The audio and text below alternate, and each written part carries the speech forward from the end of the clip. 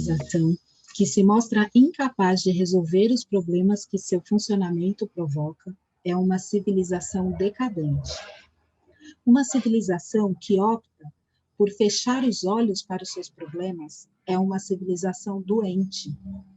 Uma civilização que se esquiva diante de seus princípios é uma civilização moribunda. Aimé Césaire, Discurso sobre o Colonialismo.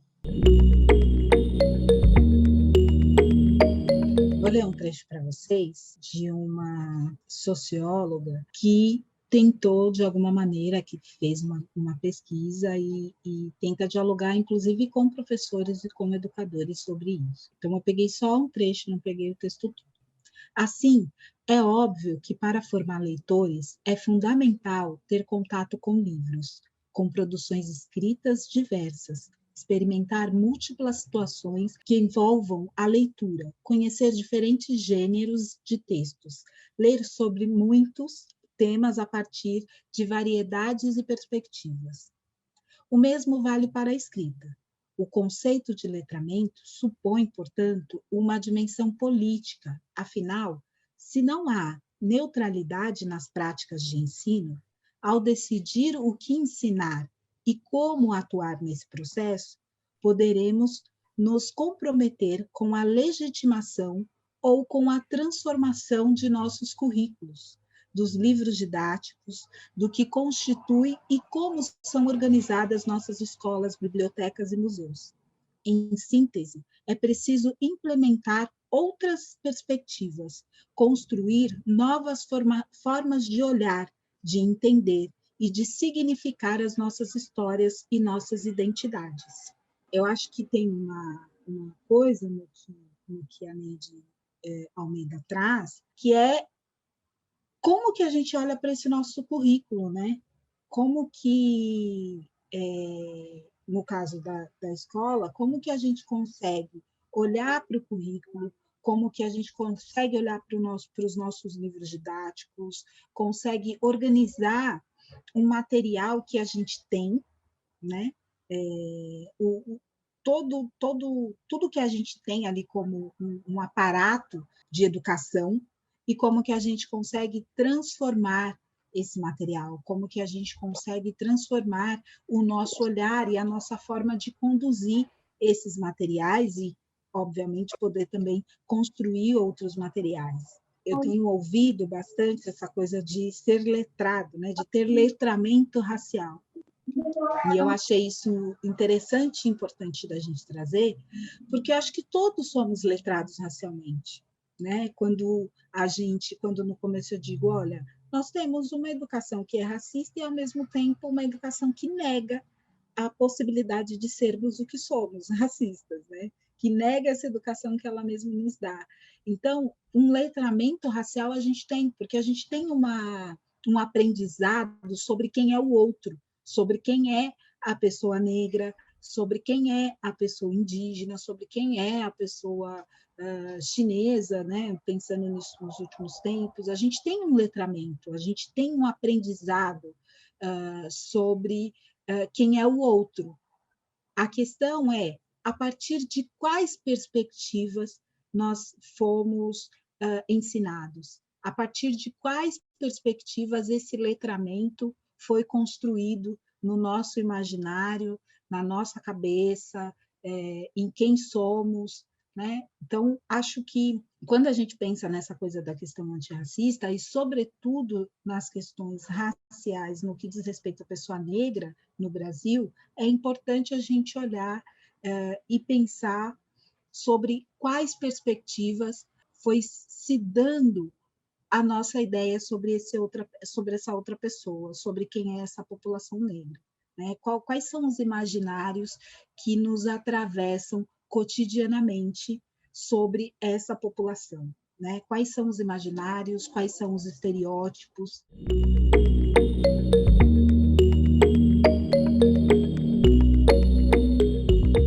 Eu trouxe um mapa que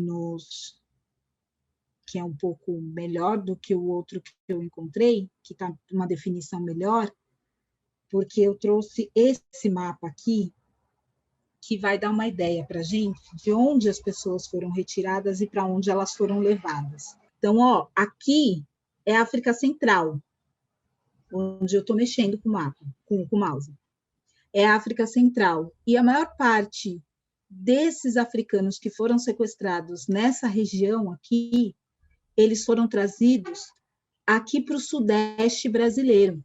Então, eles foram trazidos para o Rio de Janeiro, foram trazidos para São Paulo, Minas Gerais, sobretudo na primeira parte, e também foram levados para o Nordeste, para o Norte, mas sobretudo na primeira parte, né, nos primeiros séculos da escravização, né, do tráfico que durou mais de 300 anos, é importante a gente lembrar disso, retiradas dessa região, né, e aí trazidas para o Brasil inteiro, mas nessa região, durante todo o período, e também mais no último século, as pessoas que chegavam aqui no Sudeste, normalmente eram pessoas advindas, né, da região central do continente africano.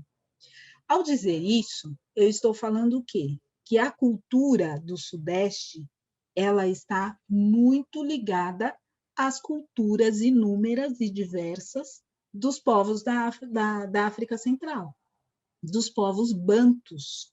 E isso vai se desdobrar quando a gente pensa nas festas, quando a gente pensa nas palavras, né? Quando a gente olha para o nosso português e vai encontrar ali inúmeras palavras que a gente sabe que são palavras de origem africana, elas são palavras que estão ligadas a um universo cultural banto, né? Aqui em São Paulo, quando a gente pensa em angu, né? Se a gente pensa em bunda, são palavras que vêm do quimbundo, são palavras que vêm de origens banto. Quando a gente olha para o catolicismo popular, quando a gente olha para o catolicismo negro, a gente está pensando em cultura banto, por exemplo.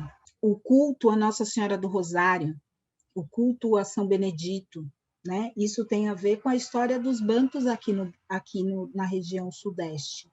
Isso tem a ver com a experiência de povos vindo de Moçambique, vindos de Angola, vindos do Congo, né? Estou falando os nomes só para a gente conseguir também visualizar nesse repertório o que eu estou chamando de banto, né? O que a gente está chamando de cultura banto. Quando a gente olha para Minas Gerais, por exemplo, e vamos nos deparar com o Congado, com os Moçambiques, né? Com as folias de reis, quando a gente olha também aqui para São Paulo, com o culto, a crença, a fé em Nossa Senhora do Rosário. A gente está falando de uma cultura que foi se formando, se construindo na cidade de São Paulo, Minas Gerais, Rio de Janeiro, e que depois vão ter inúmeras misturas a partir do quê? A partir de povos de outras regiões do continente africano que vão ser trazidos para cá. E aí, a gente pensar na cultura ou nas culturas que vão se formando no Brasil, ela está muito, muito, muito ligada a essas referências. Então, quando esse mapa, por exemplo, que vai mostrar para a gente, foram mais ou menos 142 mil pessoas, mil africanos, que foram levados para o Pará, que foram levados para a Amazônia, para essa região, a gente olhar para esse mapa e pensar de onde essas pessoas foram retiradas, nos dá também um pouco de indícios de culturas, e culturas que se ressignificam aqui, e culturas que têm origem a partir não só do país, né, da ideia de país que a gente tem, mas, sobretudo, da ideia de povo, de grupos que a gente pode chamar de grupos étnicos, que cada um desses grupos tem a sua própria língua, tem a sua própria religiosidade, tem a sua própria cultura, a sua própria organização política, a sua própria organização de trabalho, né? Então, nós estamos falando de povos que são muito diferentes entre si e que essas diferenças elas foram apagadas, né? Falar disso depois da gente retomar ali na nossa memória o que nós ouvimos sobre África ao longo da vida, na escola, o que nós ouvimos sobre escravidão, falar isso, pensar sobre essas coisas e apresentar essas coisas para os nossos alunos é também fugir, sair dessa dinâmica de homogeneização do continente africano, de homogeneização da população negra, de achar que o continente africano é algo homogêneo, é tudo igual, ou que nem era um continente, né? Fazem poucos anos que a gente olha para aquele lugar e consegue se referir a ele como continente, né? Era comum a gente achar que a África era um país, porque nós fomos ensinados assim também, né? E retirar essa diversidade, retirar essa possibilidade de reflexão sobre essas inúmeras diferenças é também silenciar, é também apagar ou tentar apagar todas as referências históricas e culturais que nós temos de um continente, de uma parte desse continente e de uma parte muito diversa, né? E pensar também na agência dessas pessoas aqui. Estando na experiência no Brasil e na experiência como escravizado e com pessoas que eram de povos distintos aos seus, essas pessoas também vão ressignificando, vão reconstruindo coisas novas e encontrando o outro, porque encontra, sei lá, um macua que vive aqui em Moçambique, encontra um bacongo que vive ou na Angola ou na República Democrática do Congo. E aí vão os dois para a Amazônia e encontra um grupo e um povo indígena, né? Encontra na relação, encontra no cotidiano, encontra no dia a dia. É lógico que a gente tem uma nova coisa acontecendo, uma nova cultura se estabelecendo e se organizando. Então, pensar nesses trâmites, né, nesses trânsitos, é também a gente conseguir ir refazendo e reconstruindo o nosso imaginário também sobre a escravidão, não só por essa ótica de que a pessoa foi oprimida e ponto, que ele era encerrar. Eu tenho usado muito essa palavra porque eu acho que ela cabe em muitos contextos. Eu acho que o racismo, de alguma maneira, e essa dinâmica na qual nós fomos formados, elas encerram as pessoas. E encerraram esses indivíduos, né, esses indivíduos que foram trazidos, no nosso caso, para o Brasil, em escravos. A todo momento, quando a gente vai falar sobre essas diferenças e dessas heranças culturais, nós estamos dizendo o seguinte: a diferença que eu falei lá atrás, né? Então, vamos pensar qual é ou quais são as diferenças entre esses modelos de escravidão.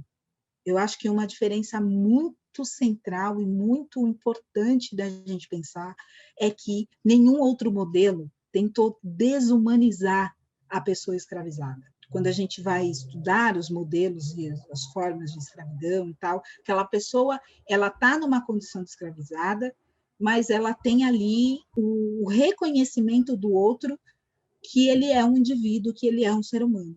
Quando esse modelo de escravidão tenta objetificar, colocar essa pessoa escravizada no lugar de uma propriedade, ponto, e vai tentando retirar dela todos os elementos que nós entendemos que é o que nos permite ou que nos forma enquanto ser humano, é uma tentativa de desumanização. E aí, quando a gente volta para essa cultura, quando a gente volta para a história e vai buscando ali alguns detalhes e vai buscando ali alguns elementos, a gente percebe que a resposta da desumanização foi humanidade. Então, esses indivíduos, esses homens, mulheres, crianças e essas pessoas que foram colocadas na condição de escravizadas, ao serem desumanizadas, elas responderam com humanidade o tempo inteiro, das mais diversas formas. Né? E pensar nesse fluxo, e pensar nessa coisa de onde foram retiradas, para onde foram levadas, isso, e depois olhar para esses estados e refletir sobre as culturas afro-brasileiras que existem ali é encontrar essa humanidade, é encontrar essas resistências. Tudo bem? Ok? Estamos juntos no raciocínio? Pernambuco, Rio de Janeiro. O Rio de Janeiro foi o porto que mais recebeu africanos na condição de escravizado em toda a América. O Brasil foi o país que mais recebeu africanos na condição de escravizado. Eu trouxe esse aqui da Argentina só para vocês terem uma ideia de diferença de números, né?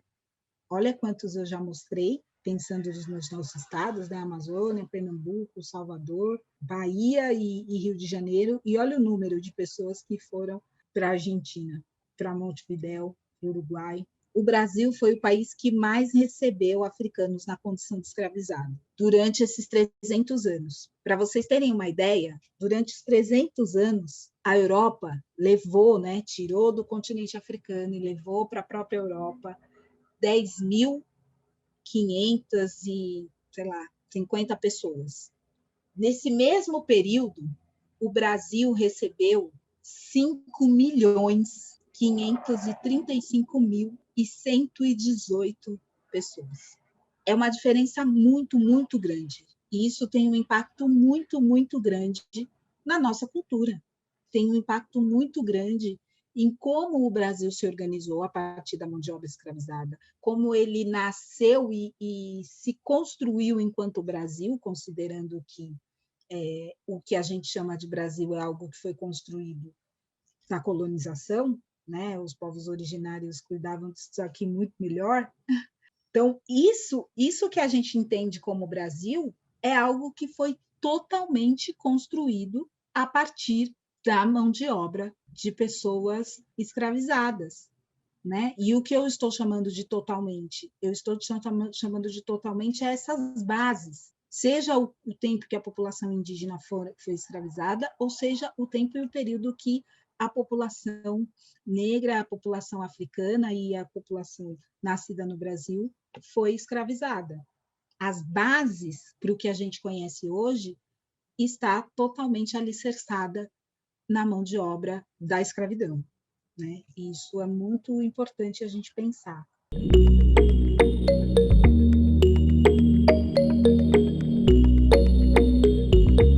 Eu já falei um pouco sobre de onde as pessoas foram retiradas, então aquele mapa vai mostrando um pouco para a gente, mas vou falar um pouco dos países. O tráfico de escravizado percorria toda a costa oeste da África, passando por Cabo Verde, Congo, Quiloa e Zimbábue, que fica ali nessa região.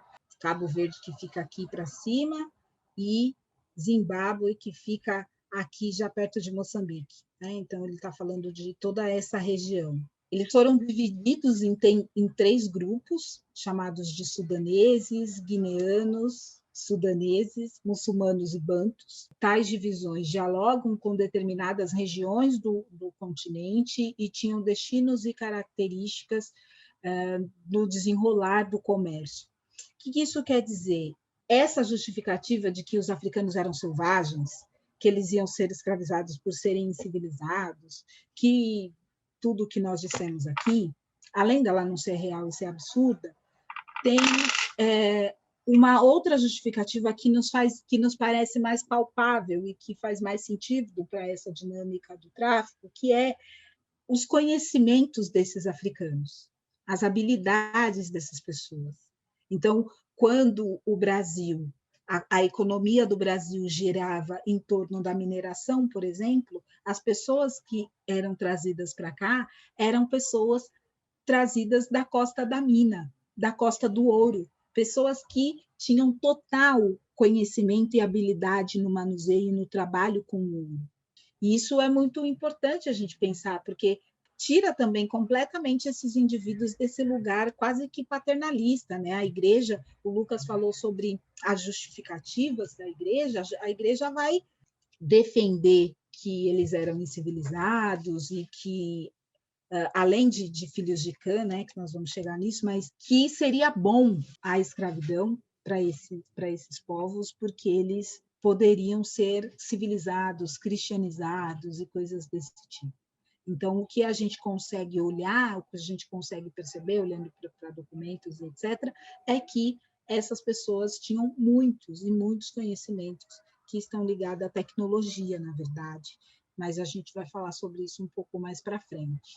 Em números, os bantus foram os povos que mais foram trazidos para o Brasil na condição de escravizados, foram divididos em 2 subgrupos, Angola-congoleses, né, Angola-Congo, e Moçambiques.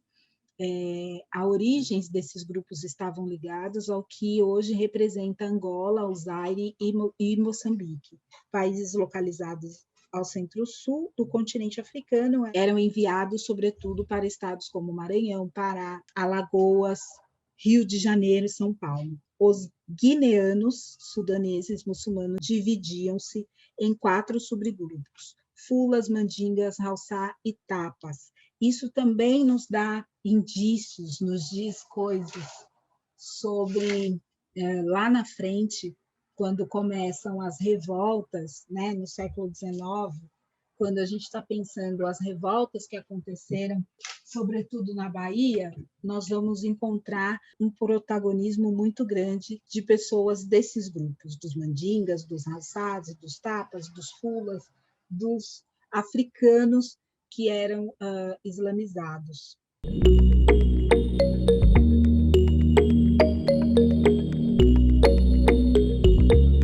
Eu gostaria de fazer um pedido, gostaria que a gente conseguisse fazer uma leitura dessa imagem. O que chama a atenção de vocês nessa imagem? Parece que a moça que está sentada tem mais dinheiro do que a que está de pé. E por que você acha isso, Pri? Porque ela tem sapatos. Ela tem sapatos. Eu também vejo uma mulher bem poderosa. E eu também vejo que a Pri viu, uma mulher poderosa, acho que bem vestida. E apesar da outra estar mais descalça, eu não sei, eu não vejo um sofrimento, eu vejo uma paz, assim. Uma tem mais dinheiro e outra menos, mas não vejo um sofrimento. Eu ia falar a mesma coisa também, que eu vi o sapato, e uma coisa que está me pegando é um olhar que uma tem para a outra, sabe? A forma que estão se olhando ali. O que me chamou a atenção é que atrás da que está sentada parece que tem uma caixa, e elas estão numa estrada. Então, não sei, eu vejo uma conexão entre as duas, mas não consigo entender bem. É um baú aberto que está atrás da segunda, da que está sentada, mas eu vejo uma conexão, mas não consigo entender qual conexão. Parece uma troca mesmo, parece que a que está com um bebê, que a que está com coisas, que ela vai passar alguma coisa para ela e ela vai passar alguma outra coisa para que está com o bebê, tipo, meio como se fosse um compra e venda. Parece que tem uns objetos ali fora do baú, né? Parece um pente, não consigo identificar os outros. Mas é como se fosse essa relação de troca, né? Alguma informação, vocês lembram de alguma coisa sobre a questão de estar descalço? Os escravizados não tinham sapatos, né? Não tinham acesso a essa parte da vestimenta. Então, eu penso o seguinte, considerando o cenário, considerando as vestimentas e o ano, né? Essa gravura eu coloquei o ano, mas se não tivesse ali o ano, o autor, acho que são 2 elementos que nos afirmam que essa imagem ela foi pintada, ela foi construída no período da escravidão, né? Então, tanto o nome do autor, o Rugendas, e a data. Na verdade, eu coloquei a data que ele existiu, né? Não a data que ele pintou. Mas existem outros elementos que vão construindo esse cenário e nos dando indícios de que essa pintura foi retratada no período da escravidão. Então, o nome, a data, o cenário em si, as vestimentas delas, né? E o fato de uma delas, né, a pessoa que está em pé, estar descalço. Acho que são elementos que nos diz que ela é uma pessoa escravizada. O outro elemento que nos diz que a segunda mulher, que a mulher que está sentada não é uma pessoa escravizada, é uma mulher livre, é o fato dela estar de sapato. Sim? Para mim, sim. Sim, mas as duas são negras, né? Sim. E essa é uma informação Tá de importante. brinco também, eu acho que, ó, tá de brinco, tá... Sei, ela tá arrumada. Uhum. Acho que essa é uma informação importante, assim, para a gente. Renata, Oi? você falou que a que está sentada não está escravizada? Não.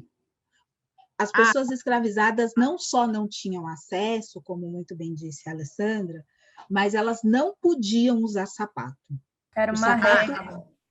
O sapato é um sinônimo de liberdade naquele momento. Né? Entendi.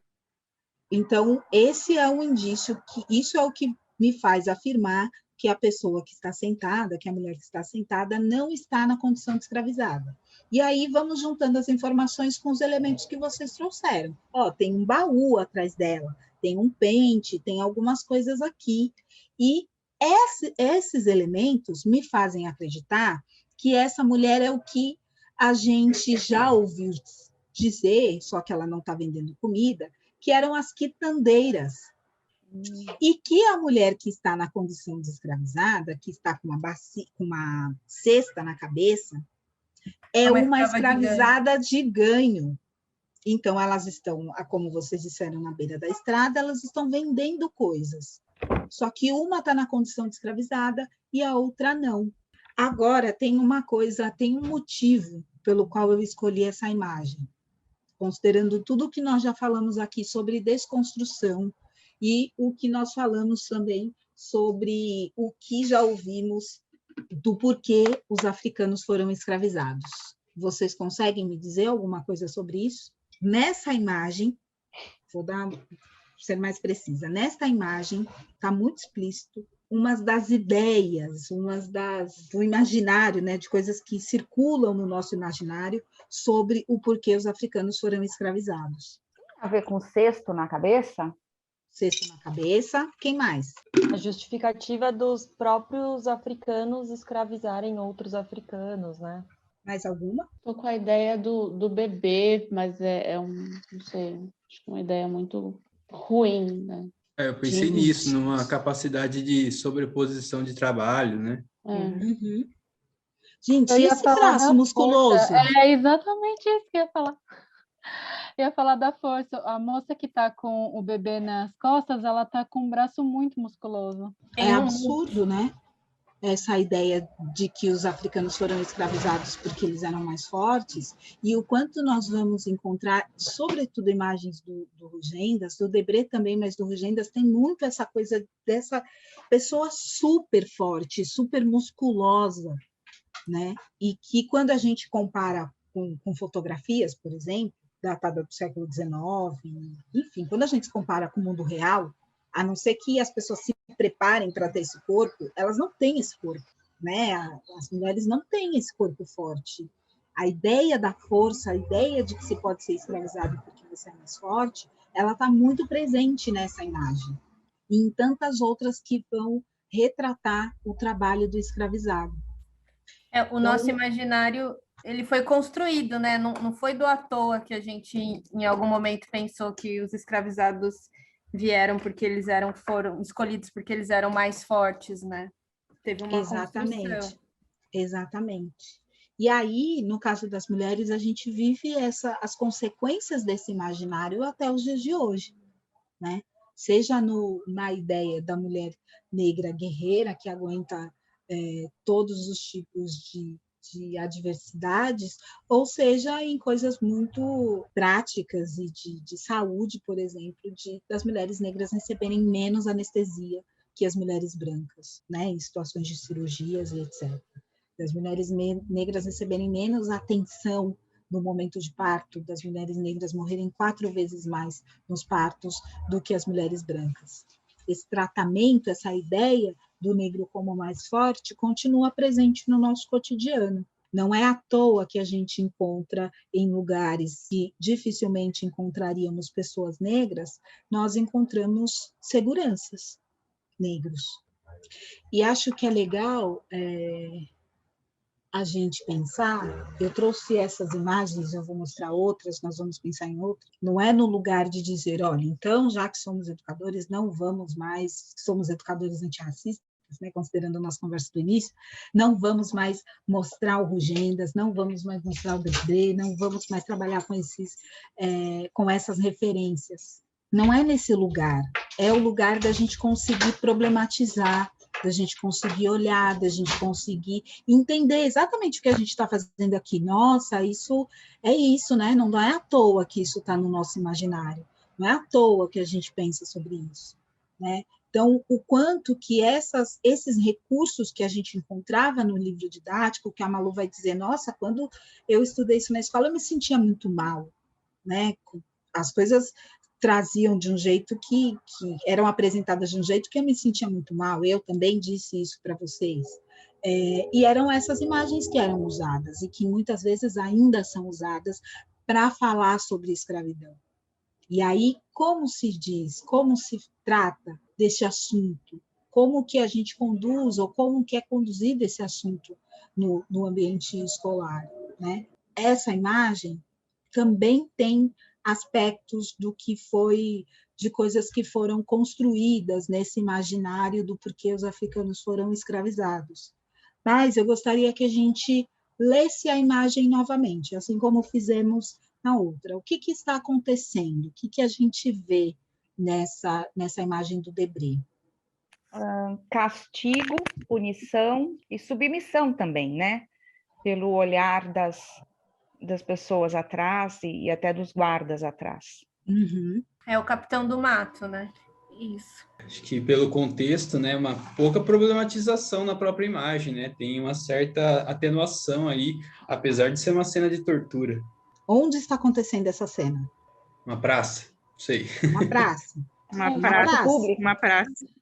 Uma praça pública. Qual é a ideia da praça pública?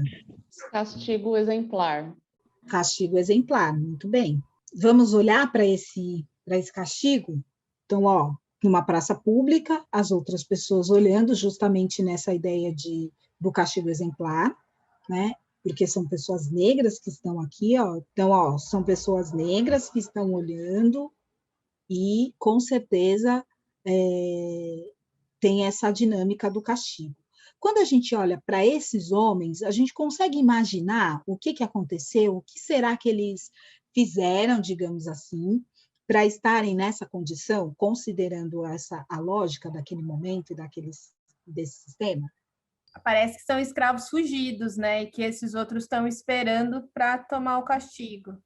Uhum. Esses que estão aqui nesse canto de cá. Nesse canto aqui, né? Né? Que esses e os no chão são os que já tomaram, né? Já foram castigados. Agora, vocês trouxeram uma questão importante. O capitão do mato. Quem é essa pessoa aqui, Será que a gente consegue fazer uma leitura de quem é esse indivíduo? Sei lá, pensar coisas, né? Não dá para a gente afirmar. Ele parece também ser um escravo, porque ele está com a corrente no pé. E também está descalço, levando nessa lógica que eu aprendi hoje dos pés descalços. Perfeito.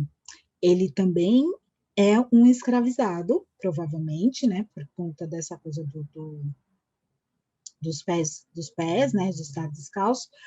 Eu vou exigir muito de vocês, se eu pedir para vocês tentarem encontrar a expressão do rosto dele nessa imagem, porque é isso, né? O computador muda tudo. Mas será que a gente consegue imaginar, olhar para o rosto dele e encontrar uma expressão? Eu vejo dor na expressão dele, mas tá bem pequenininha aqui para mim. Amargura. Acho que isso que vocês trouxeram fala para a gente, né, ou pode informar a gente sobre um desconforto, né? E estando ele desconfortável... Que a imagem dá para perceber, porque parece que ele está fazendo algo meio que contra a vontade, né? Porque ele é negro, ele é escravo também, E a gente lembra que, né, naquela época tinha, né? Eles colocavam sempre o negro para chicotear o outro, né? Mesmo eles iam assim sofrendo por dentro, chorando por dentro, mas eles tinham que fazer. E essa foto aí, essa imagem expressa isso. Perfeito.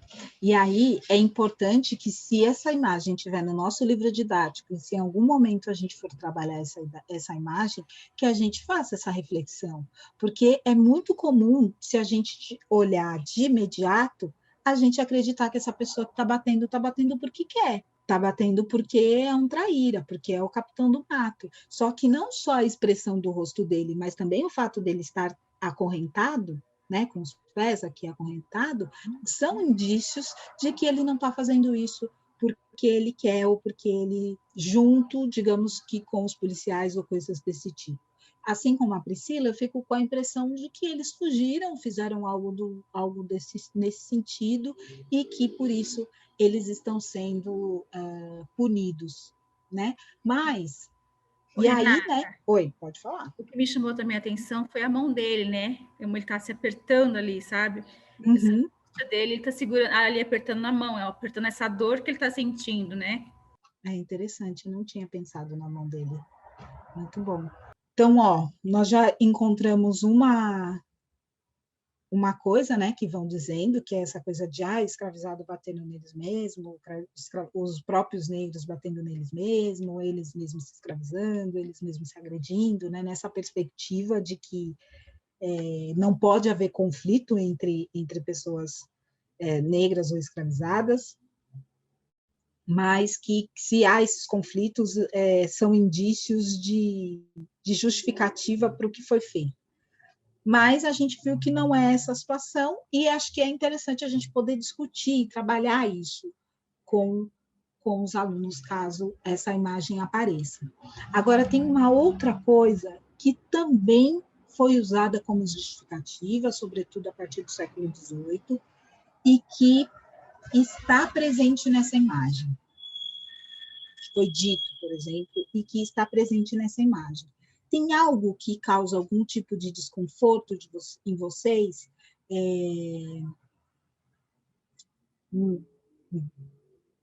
Enfim, nessas pessoas negras que estão em evidência? Tudo. Toda a imagem. Toda a imagem, né? Que perguntinha, a imagem minha. inteira. Mas o fato dele estar nu também me deixou bem, ó. E parece que embaixo, né, na parte de baixo da imagem, tem sangue, né, no que parece ser esse contorno de pedras.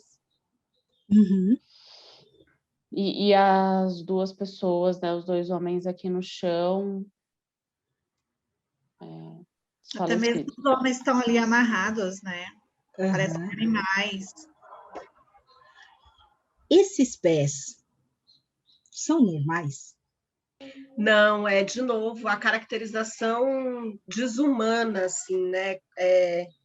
Primeiro, essa coisa desse corpo que é monstruoso, né? Assim, tudo, você vê, né? Os contornos do corpo de quem está no pelourinho, até os contornos do corpo de quem está chicoteando, é tudo muito, muito, muito, assim, eu quero dizer,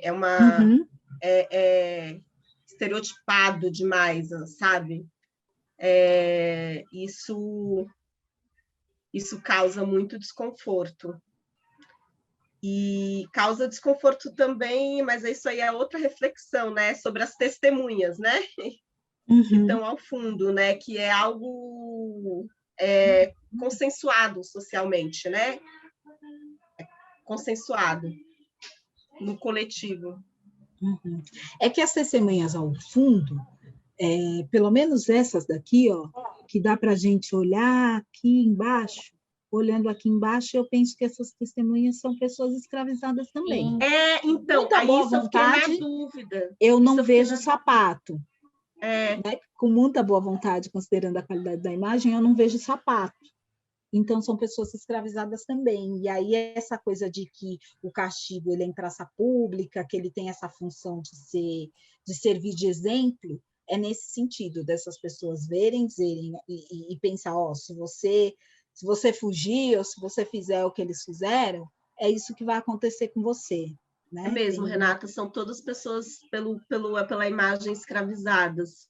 É que a gente também tem esse imaginário de que pessoas escravizadas não vestiam roupas, né? Se a gente vai mesmo para o livro de escola, pelo menos os meus, eles não tinham roupas.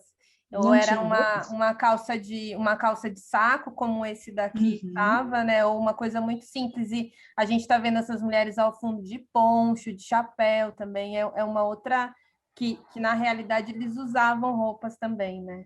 E usavam roupas, usavam joias, né? Na outra imagem chamou a atenção o fato da mulher estar com brincos. Elas usavam joias também, sobretudo o pessoal que trabalhava com ouro, usavam muitas joias. Quando a gente pensa nas irmandades da Boa Morte, por exemplo, né? Quando a gente pensa inclusive nas joias crioulas, que eram o nome dado, sim, as pessoas usavam joias. O que está posto nesses pés é a ideia que o Lucas trouxe sobre comparar crânio e tal, mas não nesse lugar, no lugar de desumanizar de fato os africanos. Né? Então, nessa divisão que o pós-iluminismo traz, seres humanos são divididos em raças. Todos os seres humanos descendem dos macacos, mas os negros não alcançaram a humanidade.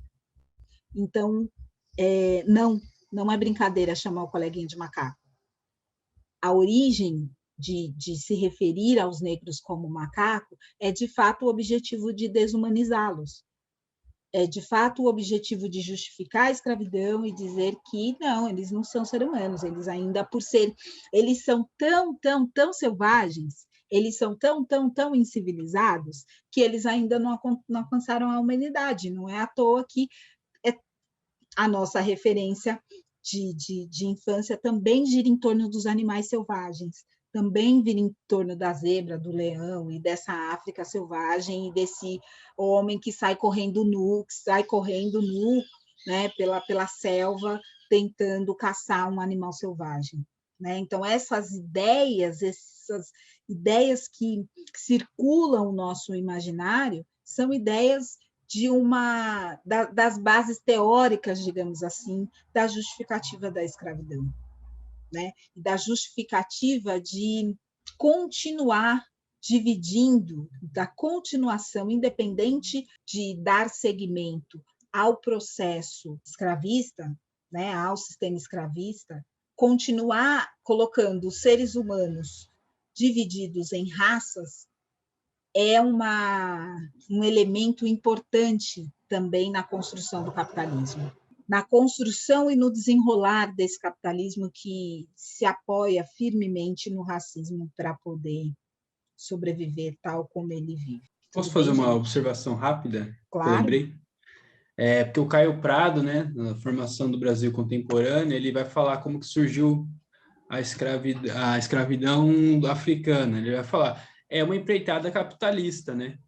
Inventou-se ali uma hierarquização de raças para dar conta dessa corrida das grandes navegações, a instauração do capitalismo, expansão, etc, etc. Enfim, então acho que agora é o que você perguntou, né? Alguns slides atrás, como que a gente pensa o racismo, tem que pensar ele dentro da ordem capitalista, né? Seja a origem ou agora. Exatamente. A gente pensar o racismo dentro da ordem capitalista, a gente pensar a ordem capitalista se reorganizando, se refazendo, se reconstituindo o tempo inteiro a partir do racismo. Não é à toa que a questão da terra ataca, né, diretamente as populações indígenas, as populações quilombolas. Não é à toa que, quando a gente pensa na precarização do trabalho, quando a gente olha para a uberização do mundo, digamos assim, a gente vai ver que esses trabalhadores e trabalhadoras precarizados, nas situações mais extremas, que eles têm cor. Então, é isso, assim, quando a gente olha, voltando para a tela, essas imagens nos livros didáticos, e aí a gente vê a perpetuação da imagem do negro como com o macaco, das brincadeiras na escola, dos alunos falando uns para os outros, e etc. O quanto essas coisas continuam aí, o quanto elas estão sendo propagadas o tempo inteiro por elementos que tá ali.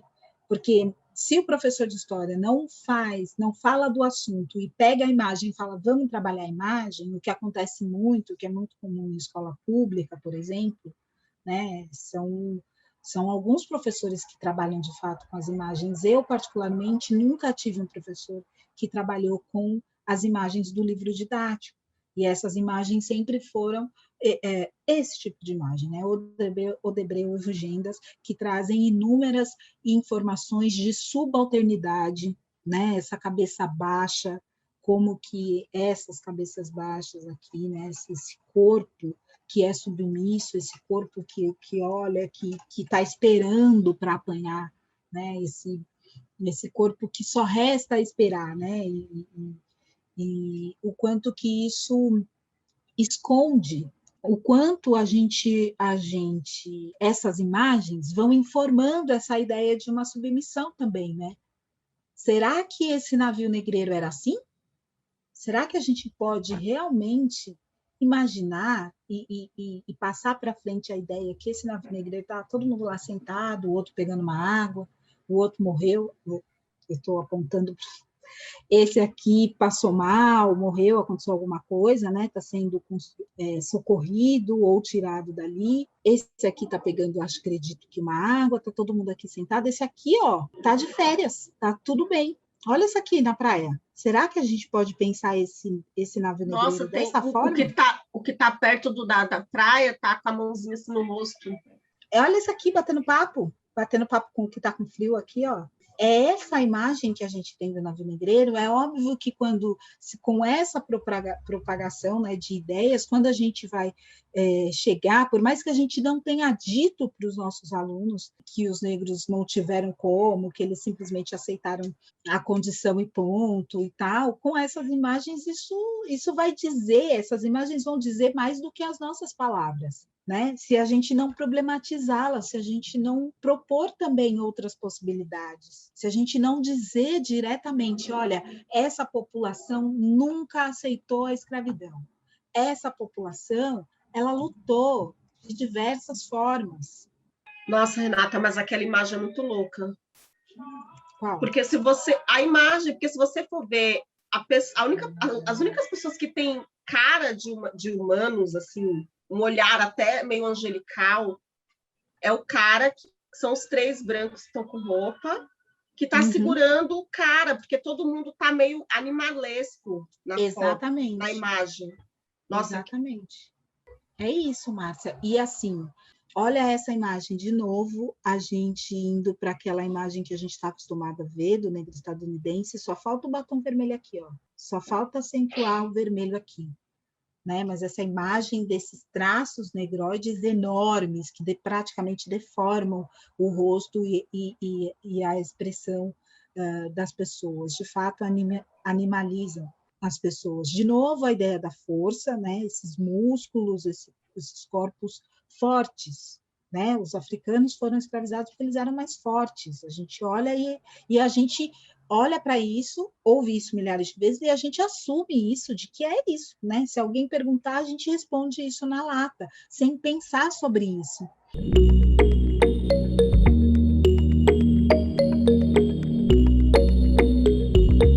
A última imagem que eu tinha mostrado antes de falar de tecnologia era de um navio negreiro. E aí, aquela imagem que eu estava lá falando, estão na praia, não sei o quê, mas olha essa. Como que a gente consegue também trazer essa imagem de um navio negreiro sendo tomado, né? Tendo uma rebelião a bordo? Como que a gente consegue, a partir dessa imagem, trazer a perspectiva de constante resistência, de que essas pessoas, de fato, desde o início, desde esse primeiro momento ali de serem abordadas, de serem sequestradas, elas estão lutando para resgatar a própria liberdade. E como é que a gente faz esse discurso, né, essa perspectiva de uma luta constante pela liberdade, sem tirar isso do crioulo, sem tirar isso do negro nascido no Brasil.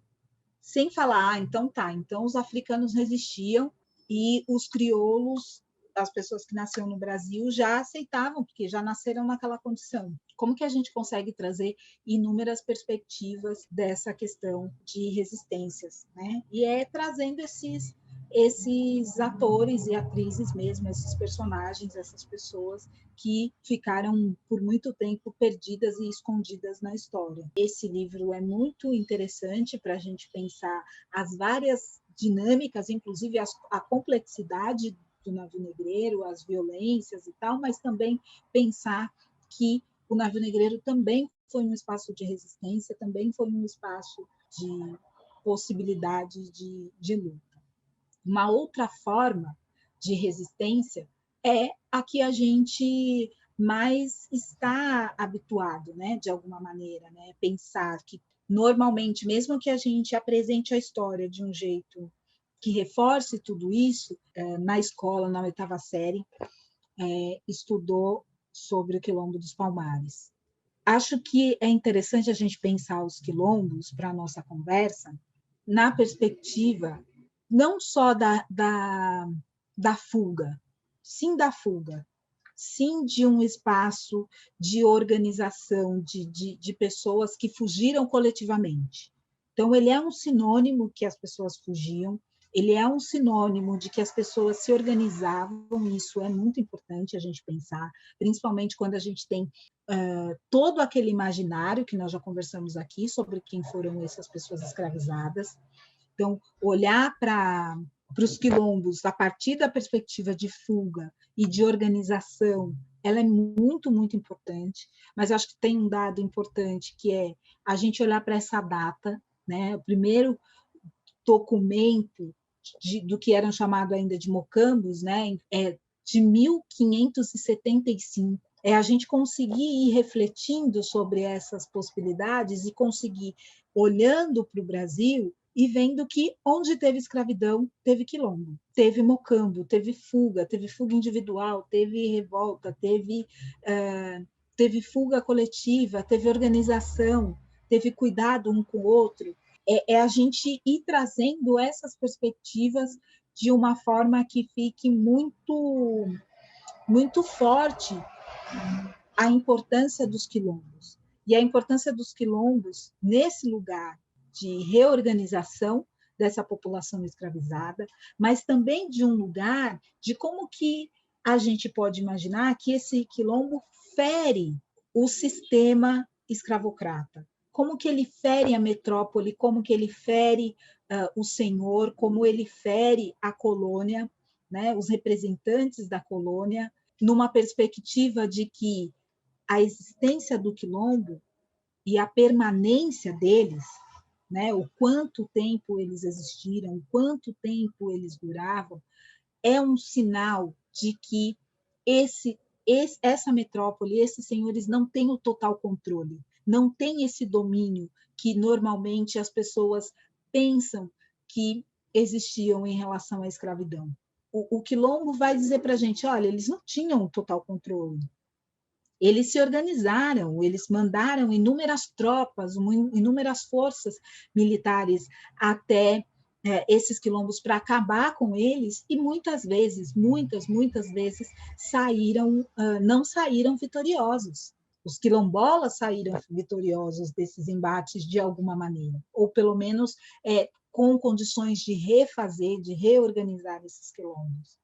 Quando a gente olha para o próprio Quilombo dos Palmares, que é, de fato, o quilombo mais conhecido do nosso imaginário, nós vamos encontrar documentações que dizem, olha, esse quilombo durou 150 anos. Quando a gente olha para a história de Zumbi dos Palmares, né, de como ele morreu, de quando ele morreu, nós vamos falar, o Domingo, Jorge Velho, né, mesmo que a gente não saiba dessa história, a gente sabe desse nome, a gente já ouviu de alguma maneira, que é um cara que ele era foi contratado de outro lugar para vir aqui, né, acabar com esse quilombo, porque então isso vai dando indício para a gente de todo um esforço, de todo um exercício que esses senhores e que essa colônia tem que fazer para contra-atacar, digamos assim, esses quilombolas. e vai falando para a gente de uma organização, vai falando para a gente de algo totalmente contrário à ideia de submissão, vai falando para a gente sobre, então tá, como que durou 150 anos? Como que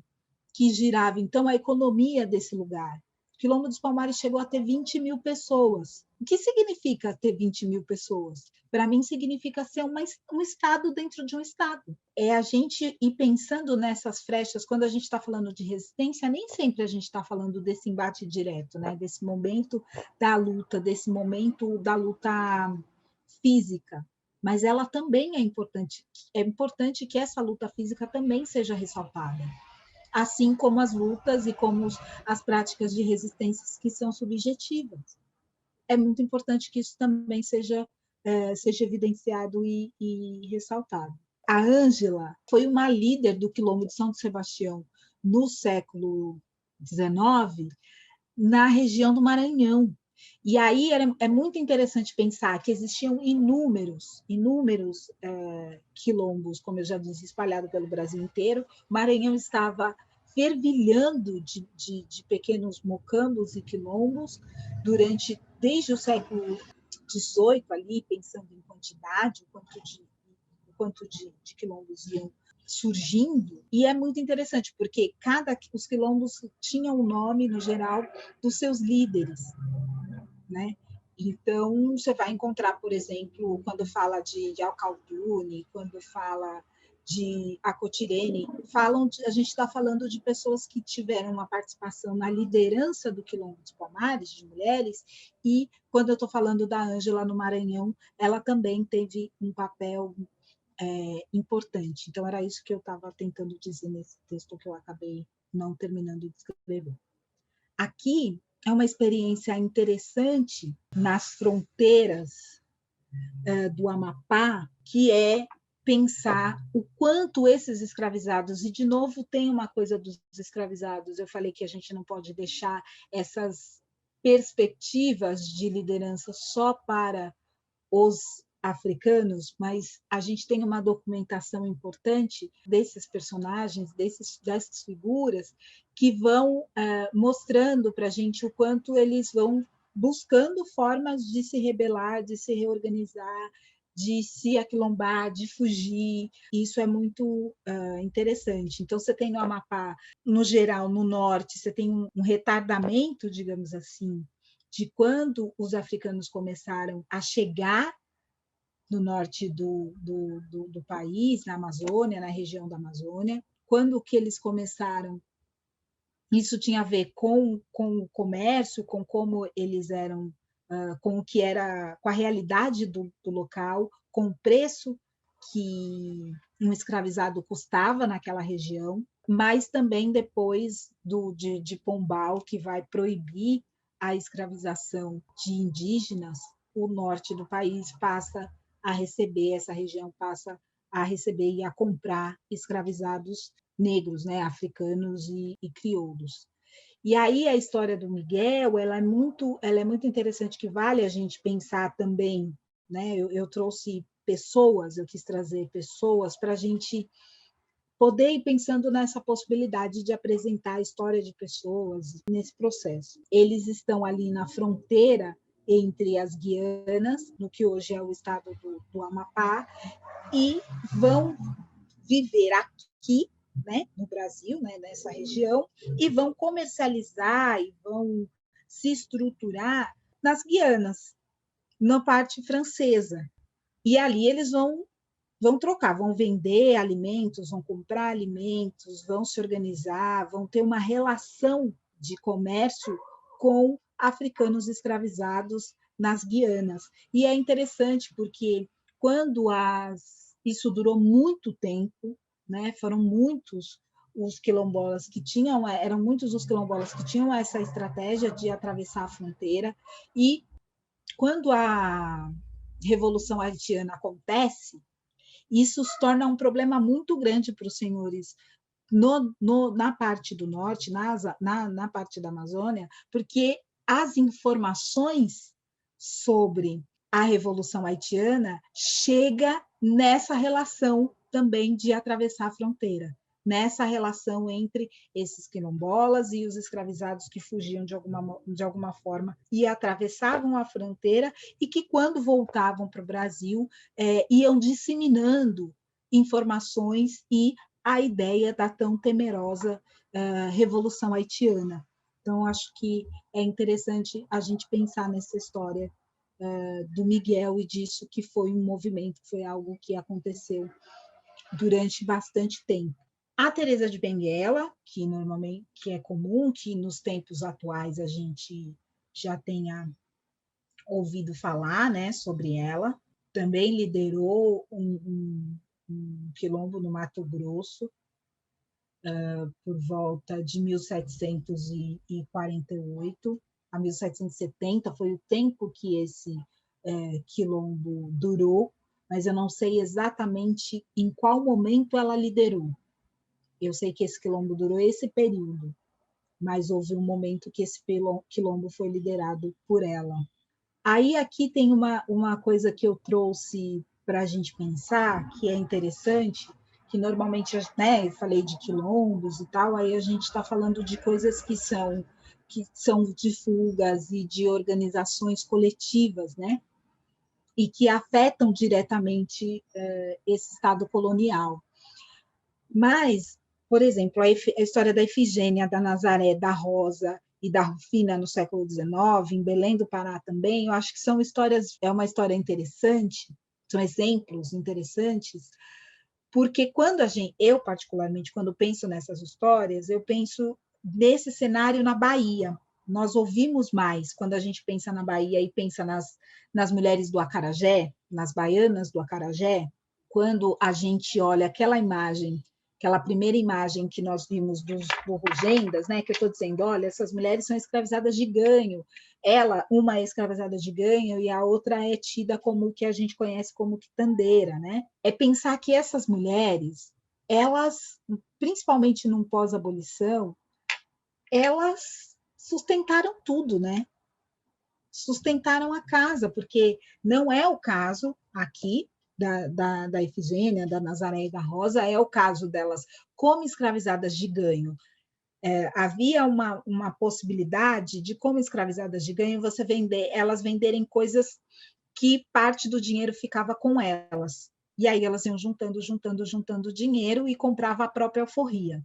Comprava a própria alforria, comprava a liberdade, a alforria, muitas vezes dos filhos, maridos, né, dos familiares, iam trabalhando nessa coisa de vender, como ganhadeira ou como vendedeira, né, quituteira, elas iam trabalhando e transformando a vida da própria família. Então, é interessante, porque quando a abolição se consolida no Brasil, ela se consolida de um lugar onde a maioria das pessoas já estavam livres, né, e que já tinham conquistado essa liberdade de diversas formas. Uma das formas era essa coisa de comprar a própria alforria. Quem estava nos espaços urbanos acabavam adotando, né, tinham essa possibilidade de comprar a própria alforria. E quando eu fiz a relação com a Bahia, pensando trazendo Belém do Pará, mas fazendo a relação com a Bahia, né, com essa coisa do acarajé, é pensar que num pós-abolição,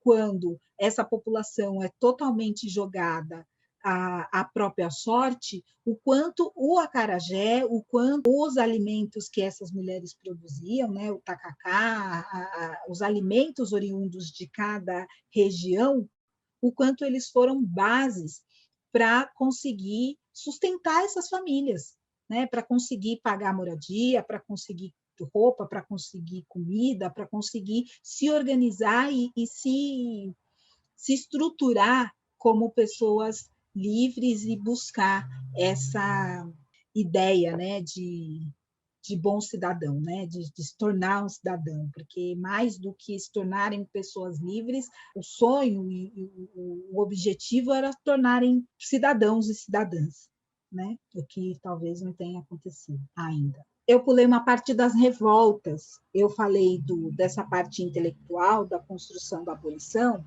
e pulei as revoltas que aconteceram, sobretudo, no século XIX, Então, a gente estava falando do Miguel, lá no Amapá e tal, falando das influências da Revolução Haitiana, e quando a gente olha aqui para o Brasil, essas influências elas se tornaram reais, elas tornaram a vida desse colono e desse senhor um inferno, né? E aí a gente tem exemplos maiores de revoltas acontecendo na Bahia, revoltas e formas de luta pela abolição estão acontecendo em todos os lugares, mas eu destaquei a Bahia, por quê? Porque é um momento em que, naqueles primeiros mapas que eu mostrei para vocês de fluxo, né, de onde as pessoas estão, de onde elas estão saindo, para onde elas estão indo, naquele primeiro mapa a gente tem um fluxo de pessoas chegando nesse último século, já no século XIX, um número de pessoas chegando muito grande. E quem estavam chegando? Quem estavam chegando eram os tapas, os haussás, né? Os fulas, esses escravizados, os mandingas, esses negros escravizados, esses africanos escravizados, que eram de uma tradição islâmica, que tinham uma tradição, mas tinham um contato, digamos assim, com a guerra. Então, pensar nessas revoltas e olhar para as estratégias que eles encontram, que eles criam para conseguir, para fazer essas revoltas, é retomar essas referências dessas histórias antes de chegarem ao Brasil, né? Então, a gente, nesse momento, tem inúmeras revoltas estourando no país inteiro e na Bahia, inúmeras durante todo o século XIX. Para a gente ter uma ideia, depois de 1831, que foi quando a Inglaterra, de fato, deu uma pressionada no Brasil para acabar com o tráfico, depois dessa época, entraram mais de 800 mil pessoas, desembarcaram no Brasil nessa condição de escravizado, né? E aí dialoga com o que eu falei lá sobre o Luiz Gama. E é isso, estão chegando e estão chegando na Bahia. Então, não é à toa que a gente encontra ali um número de revoltas muito grande que estão acontecendo. E a primeira é em 1807, lembrando que a Revolução Haitiana vai até 1804. Então, a gente vai encontrando ali diálogos e possíveis influências com certeza. Eu queria fazer uma pergunta. Pensando especificamente na revolta dos malês... Ah, não, você já ia passar, tudo bem. Acho que eu faço... Não, acho que eu faço depois. Uma questão relacionada ao fato dos escravizados muçulmanos serem alfabetizados, né? O quanto essa questão da alfabetização foi importante ou não, no caso dessa revolta. Uhum. Isso foi muito importante porque o que eu estava falando lá sobre eles serem islamizados na estratégia, então eu estava falando dessa referência da guerra, né, de luta, mas, sobretudo, essa coisa da escrita, né? Isso foi parte importante dessa estratégia, que foi a comunicação. E, de novo, eu tinha dito lá atrás, quando estava falando da Efigênia, da Rosa, que a importância dessas mulheres que trabalham vendendo coisas, né? E as quituteiras tiveram um papel muito importante nessa comunicação, porque elas guardavam os bilhetinhos e elas iam trocando, chegavam para comprar e entregavam ali o que ela estava vendendo, já o bilhetinho, né? E esses bilhetes que circulavam em árabe. E, inclusive, tem uma figura nessa, que eu esqueci o nome dele. O papel dele na revolta, assim, nesse processo de preparação da revolta, era ensinar as pessoas a escreverem. Ensinar as pessoas a escreverem e escreverem em árabe. Então, isso, de fato, a escrita foi fundamental. E eu diria que não só nas revoltas dos malês, mas em todas as revoltas que que os islâmicos, né, que os africanos islamizados estavam presentes. E essa é uma revolta importante, uma revolta predominantemente feita por africanos escravizados e africanos livres. E aí ela foi, inclusive, questionadas, né, se era uma revolta que tinha muito mais a ver com uma guerra santa, né, com uma guerra relacionada à religiosidade, ou uma guerra de classe mesmo, algo que estava relacionado diretamente com a escravidão. E o João José Reis acredita que tem a ver com a escravidão, mas que a solidariedade partindo da religiosidade, né, a irmandade, a solidariedade, ali, a empatia partindo da religiosidade, faz com que africanos livres também se coloquem nesse lugar de se levantar contra aqueles senhores e aquela situação naquele momento.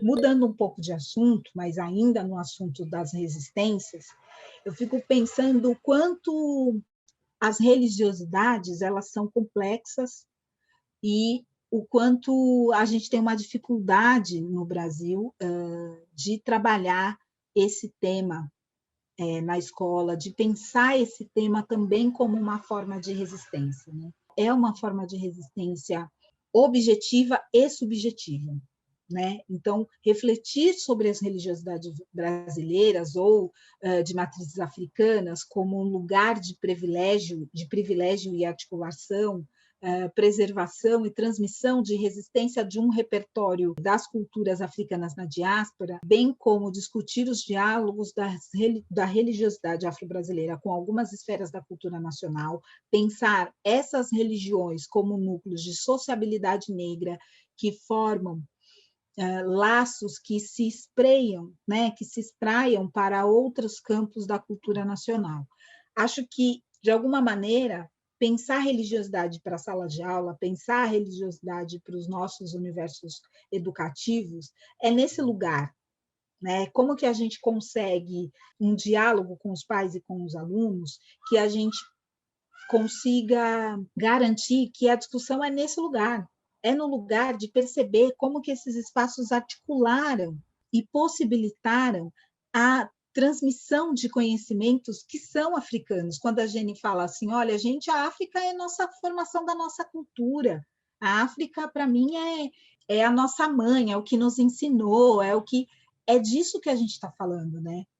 Esse lugar de transmissão de cultura e de preservação dessa cultura, dessa memória, a religiosidade é um espaço desses, né? Um desses espaços. Então, como que a gente consegue pensar a religiosidade como resistência e levar essa perspectiva de resistência para o espaço formal, né? Caso seja necessário, ou eu acho que é necessário, considerando que a gente vive um racismo religioso muito grande, sobretudo as religiões de matrizes africanas, especificamente aqui no Sudeste, os orixás. No norte, eu não sei se tem alguém que poderia, inclusive, dizer para a gente como que isso se dá, mas no Sudeste e Nordeste, a gente sabe que a presença dos orixás ou de outras expressões que eu coloquei aqui são religiões diferentes, nomes diferentes, a depender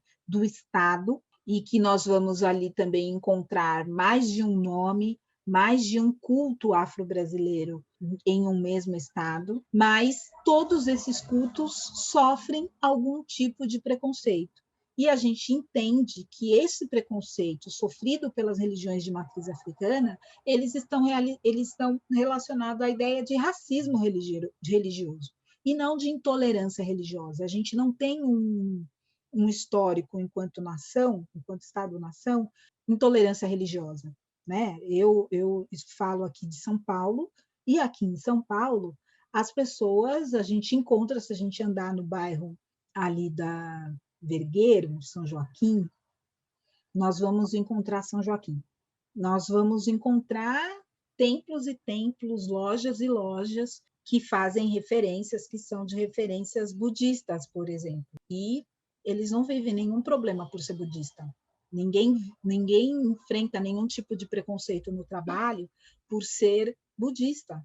Ninguém vive nenhum tipo de preconceito no trabalho por ser cristão. Mas as pessoas vivem preconceito no trabalho, na escola, né? crianças, a gente tem relatos de crianças que foram proibidas de entrarem na escola porque estavam usando o fio de conta, né, que é um símbolo da sua religiosidade. Então, como que a gente pode levar esse debate do religioso para a escola no lugar da resistência, no lugar de algo, da informação, para que a gente não tenha, para que a gente desmistifique os estereótipos e os inúmeros preconceitos que estão ligados a preconceitos de raça, que estão ligados à ideia de como se é visto o negro no Brasil e tudo que vem da cultura negra, tudo que vem desse indivíduo negro. Né? Não é só a religião que sofre com isso. Quando a gente olha para o rap, durante quanto tempo nós ouvimos dos nossos pais, a gente ouviu dos adultos que rap era coisa de bandido, ou ainda ouve, a depender da família e tal. Quanto tempo, como que a gente se habitua com a polícia chegar num baile, né, e matar todo mundo, né, e atirar e causar um tumulto que morre 12 pessoas, que morrem tantos jovens como aconteceu em São Paulo. Né? E isso tem a ver, obviamente, com a localidade, né? Com o lugar que esses jovens estão praticando, né? Pensando na periferia, como que a polícia trata o jovem periférico, como que a polícia trata o jovem negro, né? Mas isso tem a ver com o olhar que se tem para o funk, com o olhar que se tem para as culturas negras no modo geral. Então, acho que é interessante a gente pensar. Então, como que eu também me aproprio desse conhecimento de alguma maneira, mas me aproprio desse conhecimento trazendo as perspectivas que são históricas, trazendo as perspectivas que são culturais e colocando isso nesse lugar, e no lugar da desconstrução, no lugar do respeito, e entendendo este tema como parte do que a gente pode chamar de educação antirracista, porque os preconceitos que existem em relação a essa religiosidade que as pessoas, no geral, nem conhecem, né? Essa expressão religiosa que, no geral, as pessoas não conhecem, mas o quanto isso está ligado ao racismo e ao preconceito racial, com certeza. Ô, Rê, posso só fazer uma colocação a partir dessa sua fala, que eu acho super importante, que tem a ver também com a perspectiva de garantia de uma lei, né, que a gente tem, que exige, né, a gente ensinar também no nosso currículo, que é a Lei 10.639. Então, também a perspectiva de garantia ao acesso a algo que é um direito nosso, né, que está em Constituição, que está numa lei. Aí eu queria ler só um trecho, porque acho que dialoga muito com isso que você está falando, de uma pesquisa que uma amiga minha fez, a Luciana Gomes, em relação à recepção da mitologia dos orixás em crianças pequenas de uma escola, que está num livro que provavelmente vocês vão receber, que é Literatura e Educação. Ela traz a seguinte reflexão, ela fala assim, por que não podemos ler sobre Exu, assim como lemos sobre Hermes, deus da mitologia grega, responsável pela comunicação? Quantos educadores conhecem de fato as características de Exu originalmente presentes na mitologia iorubana? Aí ela vai trazer mais reflexão sobre isso, né? Então, em que lugar que a gente coloca os clássicos eurocêntricos dentro da literatura, por exemplo, no campo da educação, e em que lugar que a gente coloca, por exemplo, as mitologias de matriz africana. É bem interessante, assim, essa pesquisa, e daí ela vai discutindo isso ali na relação dos acervos de literatura com as crianças muito pequenas, e como as crianças olham para essa literatura, já impregnada de um monte de concepções racistas também, né? Que a sociedade coloca. Exu é o diabo, enfim, todas essas construções estereotipadas.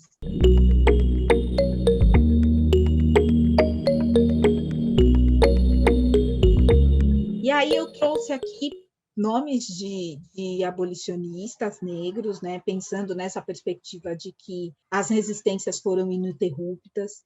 Então, em outras frentes, em outras áreas, pessoas que estavam engajadas, que tiveram, mesmo lá no século XVIII, no século XIX, tiveram condições de ter um papel importante na construção de uma nova mentalidade, na construção da crítica à escravidão. Então, essas lutas, elas se dão tanto nas revoltas, tanto nas fugas, tanto nas vendas, tanto nos roubos, tanto, mas elas também se dão no debate intelectual, na discussão intelectual do que deveria ser essa abolição, do que deveria ser ou do que deveria ter sido, o que significava abolir a escravidão naquele momento.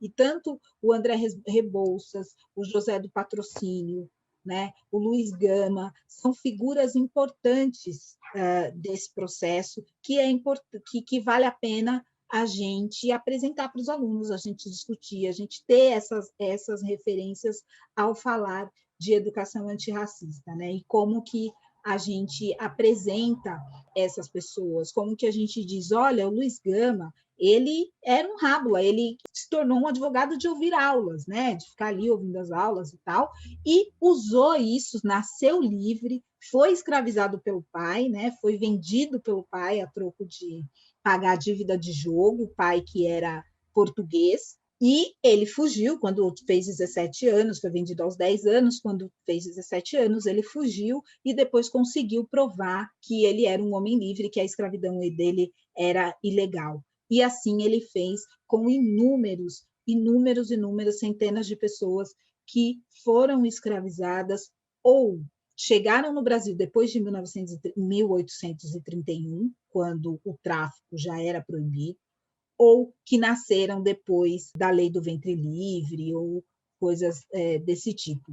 E é interessante pensar que tanto o Luiz Gama quanto o Rebouças e o José do Patrocínio, André Rebouças e José do Patrocínio, o quanto eles tiveram uma ação na política, não só uma ação política, eles em si tiveram uma ação política, mas também tiveram uma ação na política, por viverem em momentos, por estarem próximos ao Joaquim Nabuco, por exemplo, por estarem próximos a parlamentares que construíam leis, estavam ali tentando construir e ampliar o debate em torno da abolição, né? E pensando que esses caras eram jornalistas, eram oradores, pensar o papel do jornal, pensar o papel da escrita naquele momento como forma de difundir essas ideias que era o abolicionismo. Pensar os romances como uma possibilidade também de trabalho, a literatura, né? Lembrar o quanto a escola sempre valorizou o trabalho do Machado de Assis, mas sempre negou o fato dele ser um homem negro. Eu lembro quando, sei lá, acho que a Caixa fez 100 anos, Caixa Econômica Federal, e aí eles colocaram um ator de olhos verdes, Reginaldo Faria, para fazer o Machado de Assis. Tipo, Reginaldo Farias é um homem loiro de olhos claros. Então, como que as pessoas negras são consideradas por esse mundo ocidental, por esse mundo branco, né? De ocidental no sentido de uma forma de ver esse mundo, né? Culturalmente. O quanto que elas precisam ser branqueadas para estar no lugar ali de excepcionais, né? O quanto elas precisam ser embranquecidas, a memória delas precisam ser embranquecidas, ou se não embranquecem essas pessoas, colocam as pessoas no lugar de gênio, né? Ah, fulano é um gênio, Pixinguinha era um gênio, não, Pixinguinha era um músico, né? Era um músico que trabalhava, que se dedicava para ser um ótimo músico, né? Porque ou quando chega na população negra, ou é gênio, ou é mestre, ou é... ET, né? Oi? Ou é ET, as construções das pirâmides no Egito. Exatamente, pode ser até um ET, exatamente. Né? Então, quanto que esse saber intelectual, e por isso que a importância de olhar para o trabalho, para aqueles maquinários de trabalho na chave da tecnologia, o quanto que ela é importante para a gente resgatar e reconstruir essa imagem que a intelectualidade não é algo para a gente, que a intelectualidade não é algo que as pessoas negras podem ter, podem saber, enfim. Então, acho que são algumas reflexões.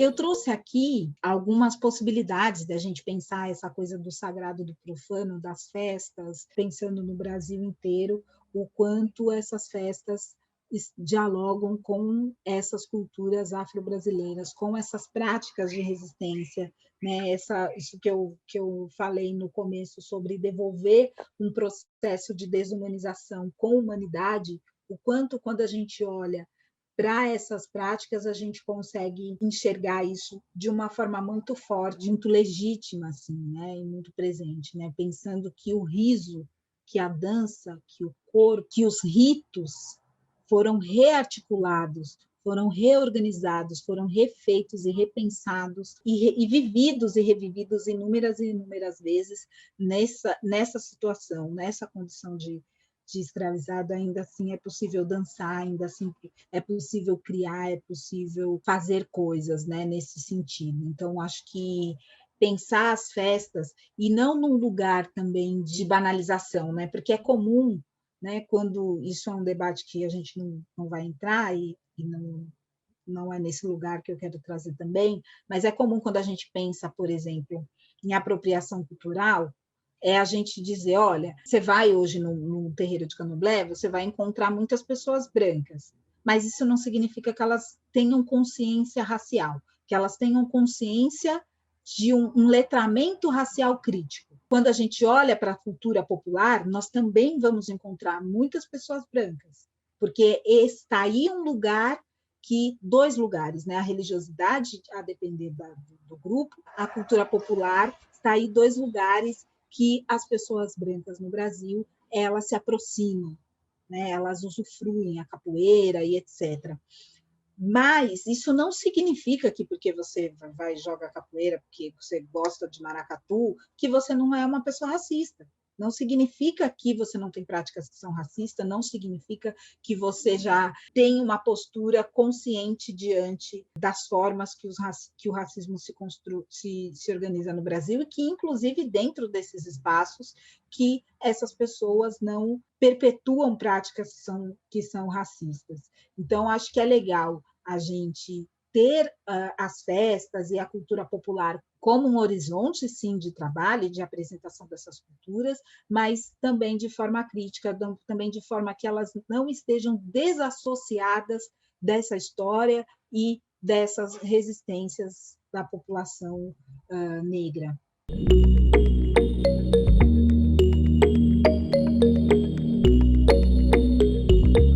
E aí, nesse pós-abolição, a gente tem essa população negra que recebe, né, que oficializa, tem como oficial o 13 de maio, né? Então, a Princesa Isabel oficializa a abolição no 13 de maio de 88 e né, oficializa com um parágrafo, que a partir daquele momento, né, a Lei Áurea aboliu a escravidão e tal.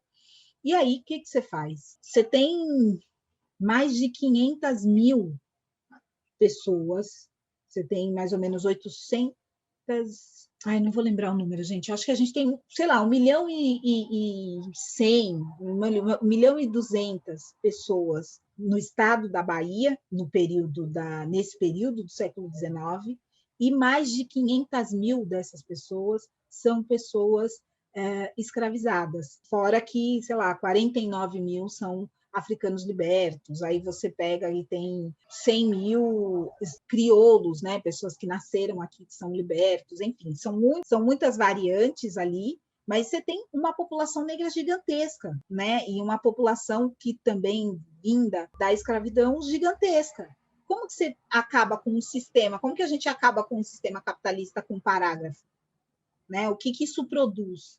O que produziu ela acabar com a escravidão com um parágrafo, né? Então, você tem muitos problemas, e é muito interessante a gente perceber que, seja antes nos movimentos abolicionistas, seja no processo mesmo de fuga e tal, da escravização, como depois você vê a população negra se organizando, né? Então, a imprensa negra, que são os jornais voltados para o cotidiano, para a rotina da população negra, a gente aqui vai encontrar mais de 30 jornais na década de 30 que faziam referências à imprensa negra. Então, acho que é interessante, voltando para o ambiente da escola, a gente trabalhar com jornais, a gente trabalhar com essas informações, a gente buscar essas informações em jornais, por exemplo. De novo, a população negra se organizando e também atuando na vida política, pensando a Frente Negra Brasileira, que foi o primeiro partido político brasileiro, também na década de 30, e que é dissolvido em 37 com o golpe do Getúlio Vargas. TEM, né, o Teatro Experimental do Negro, que também é uma iniciativa, desse caso do Abdias do Nascimento, uma iniciativa de ali construir um ambiente, de olhar e falar, cadê as pessoas negras, né, no teatro, cadê as histórias das pessoas negras no teatro, nas artes, né? Então, é um espaço ali também de organização importante. E depois a gente vai olhar para os movimentos de mulheres negras, os movimentos de mulheres negras que vão garantir a existência de creche. Se hoje o Brasil tem a creche como algo popular, como um direito, isso está ligado totalmente à luta das mulheres negras, que tinham que sair para trabalhar e colocar seus filhos em algum lugar seguro e recebendo, tendo direito à infância nesse lugar, né, dos cuidados.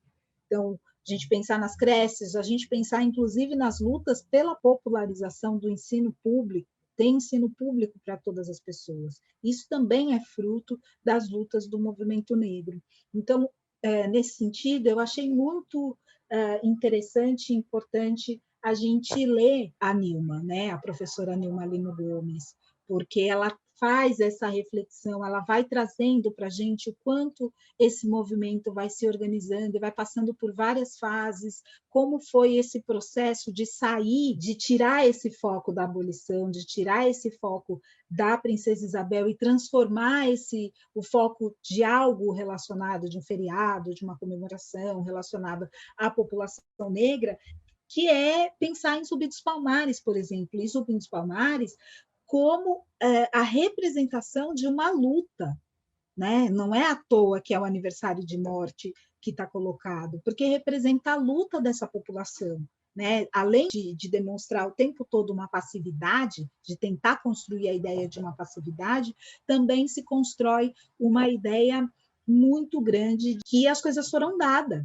né? De que foi um presente, de que a lei 10.639 é a lei do governo de 2003, que a lei, mas não, as coisas foram conquistadas. E ali a professora Nilma vai mostrando o quanto o movimento negro foi e é importante nesse processo de educação, inclusive no que nós estamos fazendo aqui, que é repensar essa história, que é repensar esses saberes, né, que é repensar esse lugar da educação e da história da população negra no Brasil.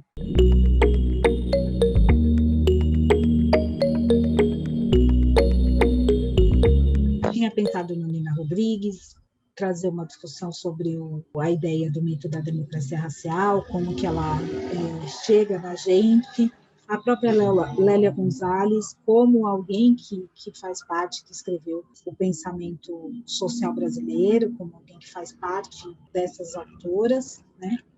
E o que ela fala sobre democracia racial, por exemplo, um autor muito importante que foi negligenciado nesse processo, que é o Clóvis Moura, que vai pensar a sociologia do negro, vai focar bastante na questão das guerrilhas, dos aquilombamentos, das insurreições. É um autor importante para a gente pensar a condição do escravizado num outro lugar, um pouco do MNU, né, do nascimento ali do movimento negro, figuras que estão vivas, que a gente encontra por aí, pelos movimentos, né, que estavam lá no nascimento do MNU na década de 70 e que ainda nos presenteiam com a presença deles aí no movimento negro, o Adão, o Hamilton, o Reaja, que é um movimento importante, Salvador, Reaja ou será morto ou será morta, é um movimento que luta